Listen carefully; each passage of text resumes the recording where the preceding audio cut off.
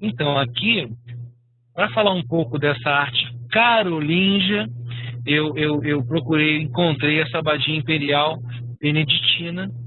Vejam, a expansão beneditina está se processando em toda a Europa, e do século VIII.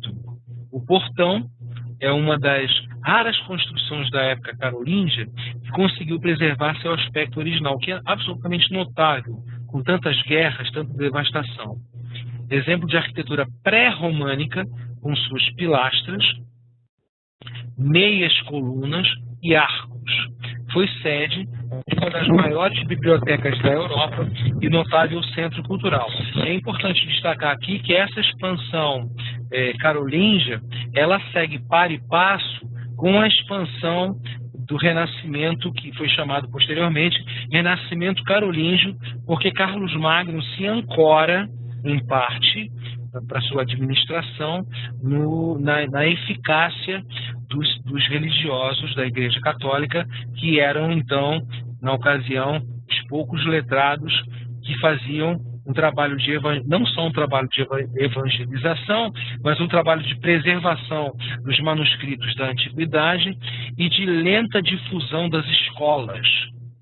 Graças a esse sistema, no século XIII surgem finalmente as universidades. Começa esse desabrochar educacional aqui em pleno coração do século IX.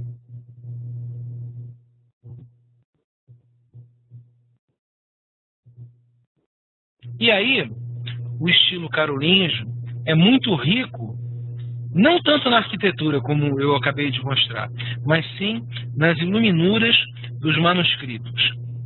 Iluminuras, como vocês sabem, são pinturas, são desenhos pintados, são pinturas que adornam livros de horas, livros da Bíblia, do Evangelho, manuscritos de um modo geral, porque desde São Gregório Magno, a Igreja difunde a ideia que a imagem está a serviço da educação, da formação integral do espírito cristão.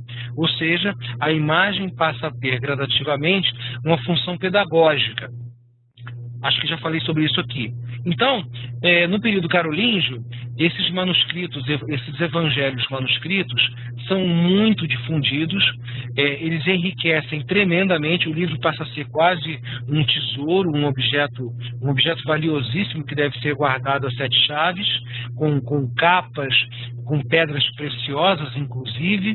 Vocês podem ver, se não me falha a memória, uma capa de um livro em pedra preciosa do período carolíngio. Deixa o Johnny Langer para lá, um viking bobo. Eu tenho um artigo meu sobre a beleza. Um momento. Acho que aqui. A beleza é a forma natural da ordenação divina. Na introdução, eu acho que está aqui. Se vocês estão vendo, esse é um evangeliário de Trier. Isso é a capa de um evangeliário, com todas essas gemas, esse ouro. Os livros, de fato, aqui vocês vejam que gemas foram arrancadas, né? Livros, de fato, eram um bem precioso. Eu coloquei aqui, inclusive, uma citação muito famosa, espero que o Sidney comente depois. Vejam, do Abade Siger, que é o inventor do gótico. Mas eu sei que eu vou avançar um pouquinho, mas já que eu parei para mostrar esse evangeliário, deixe-me ver aqui a função da riqueza na arte litúrgica. Ela não tem uma função simplesmente de ostentar poder, como esses historiadores materialistas costumam divagar nos seus livros, e são tão adorados por esses meninos bobocas aqui, adoradores de Fidel Castro e companhia. Vamos ler aqui um documento medieval do Abade Siger. Quando, de vez em quando, a dileção pelas cores da casa do Senhor ou o esplendor multicolorido das pedras preciosas me distanciam pelo prazer que produzem, de minhas próprias preocupações, e quando a honesta meditação me convida a refletir sobre a diversidade das santas virtudes, transferindo-me das coisas materiais para as imateriais, parece que resido em uma estranha região do orbe celeste, que não chega a estar completamente na superfície da terra, nem da pureza do céu, e que, pela graça de Deus, posso transferir-me de um lugar inferior para outro superior de um modo anagógico.